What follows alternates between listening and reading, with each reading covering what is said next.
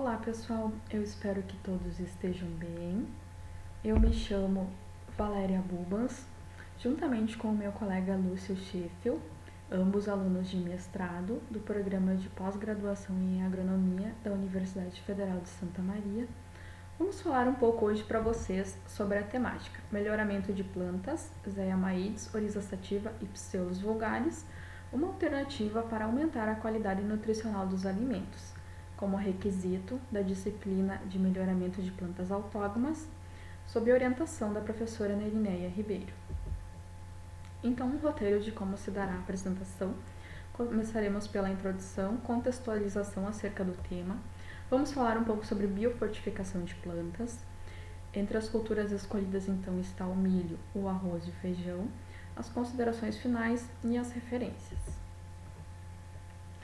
A desnutrição por micronutrientes, ele é um termo utilizado para se referir às doenças causadas pela deficiência alimentar, seja de vitaminas ou minerais, que acometem principalmente as populações mais carentes, entre elas sendo mais afetado as crianças e os idosos. Esta está atrelado ao acesso restrito a alimentos com qualidade nutricional, somada à falta de conhecimento sobre higienização corpórea e a contaminação por várias doenças infecciosas. Somando todos esses fatores, são fatores que então corrompem para o aumento da desnutrição por micronutrientes. Segundo a FAO, mais de 2 bilhões de pessoas sofrem por algum problema de deficiência nutricional e cerca de 1,9 bilhão de indivíduos têm algum problema com sobrepeso. Kennedy e demais colaboradores, no ano de 2013, eles realizaram um estudo sobre a deficiência de micronutrientes na alimentação humana mundial, onde que eles observaram quais eram os principais nutrientes que estavam em deficiência pela ingestão das pessoas e o que essa deficiência poderia provocar no organismo humano, onde que então foram elencados entre os nutrientes o ferro, que pode favorecer então o desenvolvimento de doenças como anemia, quando se encontra em deficiência, a vitamina A, que ela é importante para a formação e manutenção dos tecidos visuais e imunológicos, quando em deficiência ela pode desencadear a cegueira prematura em crianças e jovens, e o iodo, então, que é responsável por regular o metabolismo e os hormônios da tireoide, ocasionando, então, a presença de bócio, que nada mais é do que o inchaço da glândula da tireoide. Além disso, o zinco, ele é outro importante mineral, importante para o bom funcionamento da atividade do corpo humano. A deficiência desse mineral, por exemplo, em mulheres, pode causar desde a infertilidade, a deslocamento de placenta, até o baixo peso neonatal. Já em crianças, problemas no crescimento e principalmente suscetibilidade a infecções e doenças. Associado então à deficiência de zinco, atualmente aproximadamente 20 milhões de mulheres gestantes sofrem com a deficiência da vitamina A, principalmente em países em desenvolvimento. E cerca de 250 a 500 mil pessoas estão se tornando parcialmente ou totalmente cegas em decorrência dessas deficiências de micronutrientes. Então, as principais deficiências, analisando artigos e estudos que tem na área, dentre as principais deficiências de micronutrientes está a vitamina A, o zinco e o ferro. E o que a gente vai abordar, então, no decorrer de hoje. Então, a preocupação das entidades beneficentes com o assunto, ela é crescente, e estudos sobre as formas de minimizar o problema estão evoluindo. Então, uma das alternativas para se minimizar esses fatores seria através dos programas de melhoramento genético de plantas, sendo também conhecido pela revolução genética. No passado, a conhecida Revolução Verde teve importante papel na redução da fome no mundo. Atualmente o desafio continua, porém então a causa agora é a deficiência nutricional, que é a realidade de muitas comunidades carentes, principalmente as mais afetadas por problemas socioeconômicos. Então, a necessidade de se aumentar a concentração de vitaminas e minerais nos alimentos, ela é uma questão extremamente importante, principalmente em países onde que tem-se problemas socioeconômicos ou países mais pobres. E a pauta que vem sendo trabalhada nos programas de melhoramento genético é a questão da utilização da técnica de biofortificação de plantas. Então, a seguir, a gente vai abordar um pouquinho sobre a questão das culturas do milho, do arroz e do feijão, que são culturas classificadas como culturas básicas, utilizadas na alimentação da maioria das pessoas mundo afora. São alimentos que são fáceis de se produzir, são alimentos considerados alimentos ricos em nutrientes, cada um com as suas especialidades. Então, o que consiste a técnica de biofortificação? A técnica de biofortificação, ela vem se mostrando como uma das excelentes opções, voltadas então para a finalidade de agregar valor nutricional aos alimentos através de técnicas agronômicas ou genéticas. Lembrando então que a biofortificação de culturas, ela é descrita como o aumento do conteúdo de vitaminas e minerais biodisponíveis nas partes comestíveis das plantas agrícolas, ou seja, vai se ter um aumento da concentração desses nutrientes nessas culturas. Então vamos começar pela abordagem na cultura do milho. Então o milho ele tem uma extrema importância para a alimentação humana, onde que a sua utilização é utilizada como fonte energética devido à alta porcentagem de amido, cerca de 72%, e também tem grande importância na constituição de fibras. Então, através dele, vários tipos de produtos são formados, como, por exemplo, a farinha de milho, a canjica, o fubá, o amido de milho, entre outros. E é devido a esse dinamismo para diversos pratos que muitos povoados pobres ou carentes utilizam o milho em sua alimentação. Por isso, então, a estratégia de usá-lo para aumentar seus valores nutricionais. Então, a cultura do milho, ela vem sendo utilizada para a técnica de melhoramento de plantas, biofortificação, e a principal dificuldade que vem sendo encontrada, então, pelos pesquisadores está na alta relação da bioconversão de carotenoides em retinol, a mais importante dentre as outras formas de vitamina A para a saúde humana, onde que essa bioconversão é cerca de 12:1. E o ideal seria que quanto menor a taxa, melhor é a biodisponibilidade ao corpo humano. Então é um dos problemas, de certa maneira, que os melhoristas vêm enfrentando.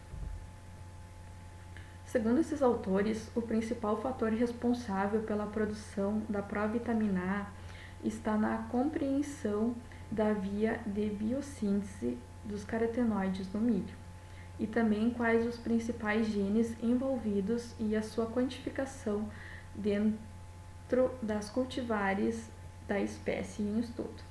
No geral, este conhecimento então vai permitir entender as origens fisiológicas de micronutrientes específicos nas plantas de diversas espécies. Por outro lado, então ampliar essa variabilidade genética confere ótimas possibilidades aos programas de melhoramento genético envolvendo a cultura, visto que a cultura possui alta diversidade de genes qualitativos e quantitativos, associado essa diversidade aos diferentes tipos de pigmentação do endosperma encontrado, consequentemente nos confere diferentes tipos de carotenoides, fortalecendo mais uma vez a necessidade e a importância de raças locais, então fazerem parte dos programas de melhoramento vegetal para a biofortificação da vitamina A. Então agora eu passo a palavra para o meu colega Lúcio, que vai dar continuidade então na explanação, abordando então as culturas do arroz e do feijão e o que vem sendo observado para estas.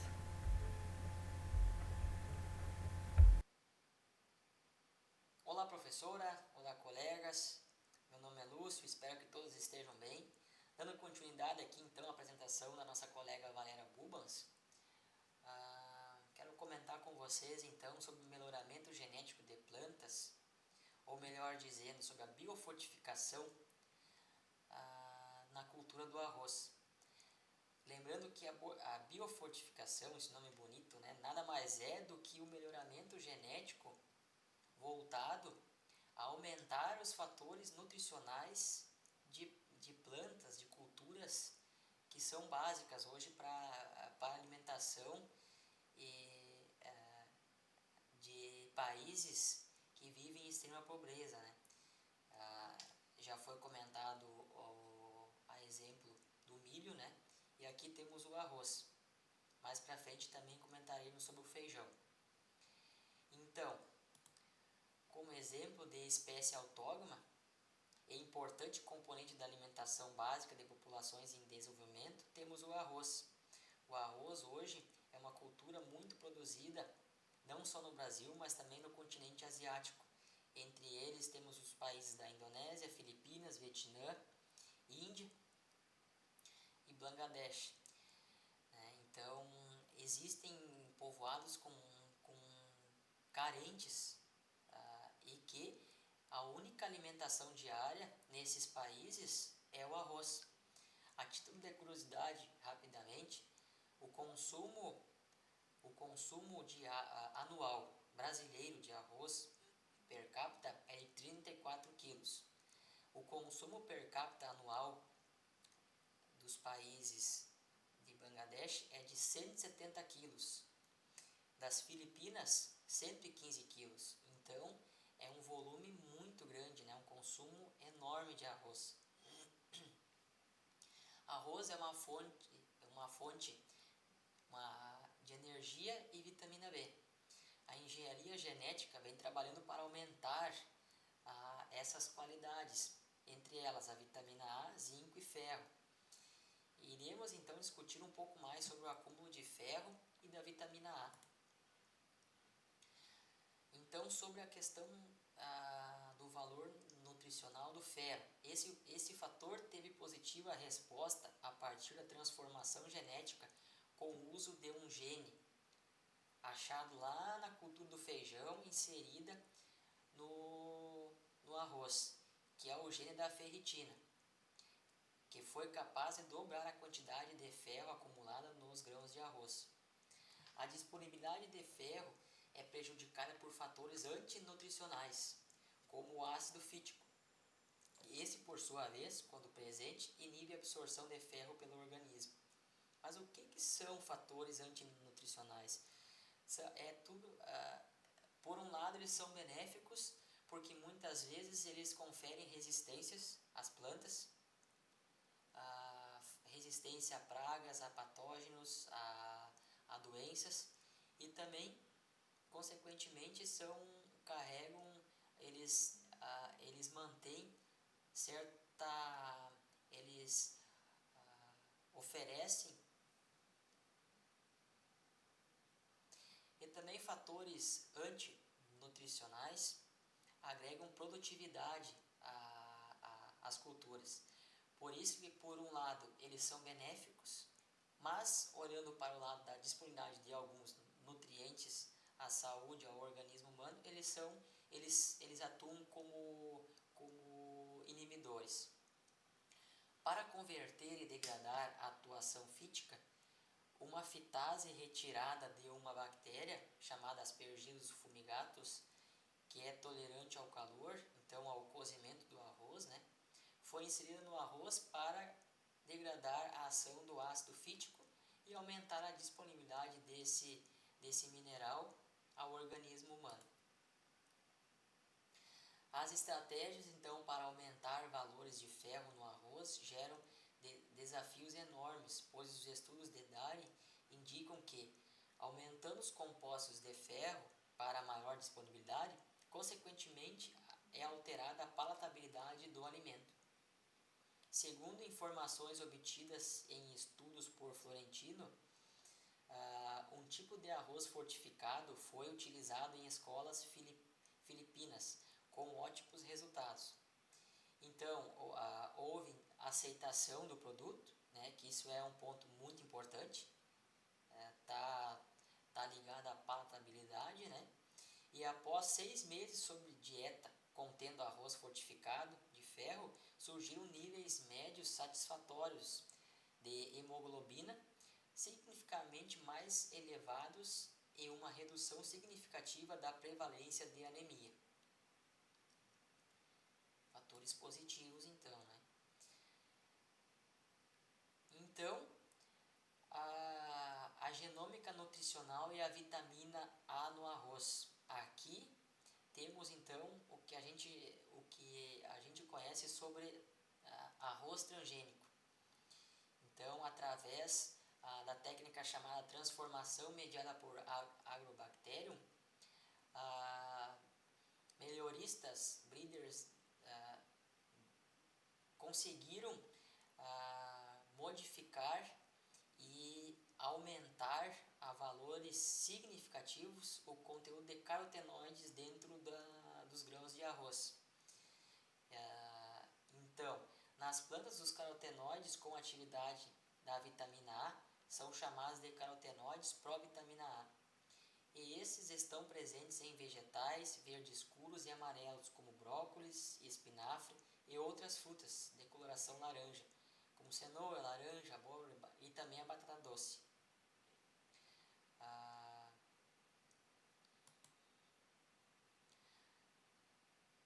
Ainda fazendo um comentário sobre o arroz transgênico, atualmente apenas países como os Estados Unidos, Canadá, a Austrália e a Nova Zelândia, que supostamente não tem necessidade de agregar, de aumentar o valor nutricional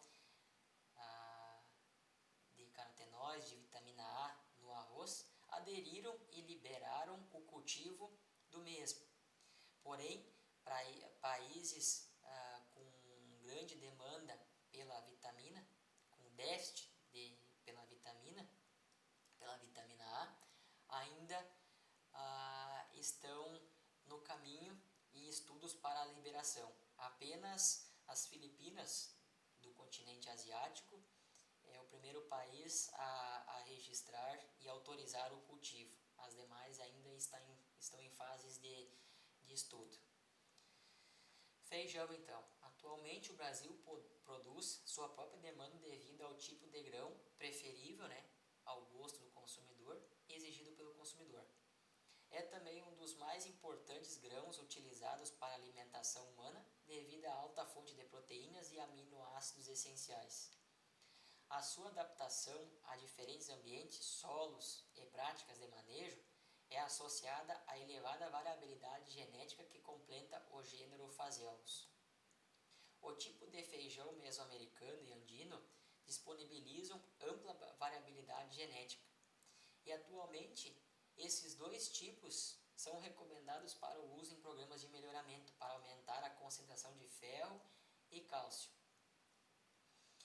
Os programas clássicos de melhoramento genético vêm desenvolvendo, então, ótimas pesquisas e confirmando resultados positivos em cima desses estudos.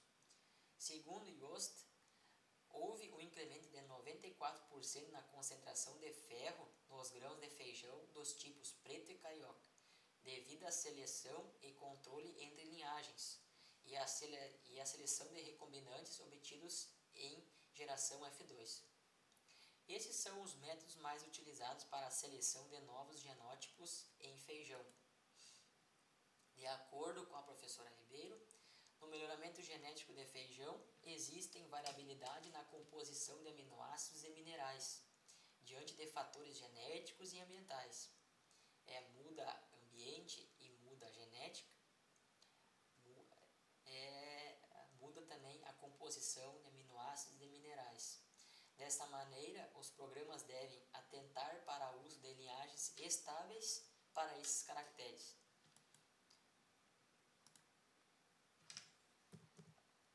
No entanto, a correlação entre o aumento da qualidade nutricional e produtividade de grãos deve ser linear positiva, caso contrário a seleção é prejudicada. Notamos nessa revisão que a cultura, por ser intitulada a caráter de subsistência, não tem chamado a atenção de empresas privadas para seus programas de melhoramento, como é atraída através da soja, do milho. Para Tsutsumi, o setor público, representado por classes como universidades e a Embrapa, atendem a essa responsabilidade. Diante da escassez de recursos, força os programas a entregar resultados com mais morosidade, porém positivos e de agrado de produtores e consumidores. Então, nossas considerações finais.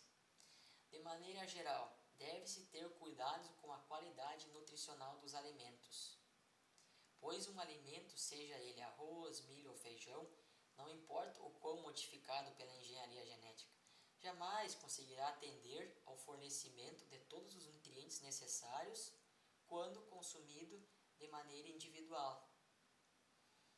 Necessidade de um equilíbrio mínimo de ingestão diária. Um grande número de pessoas vivem em países onde a diversidade de alimento ofertada à população é extremamente restrita. Os avanços promovidos por programas de melhoramento genético podem aliviar a severidade da desnutrição. Aqui então a gente demonstra as nossas referências utilizadas e que nos guiaram a essa apresentação. Eu e também a Valéria Bubans agradecemos a atenção de todos. Desejamos também um feliz ano novo, apesar de ter transcorrido aí 18, 19 dias, né? E que todos fiquem bem, vamos nos cuidar e um grande abraço a todos. Uma boa noite.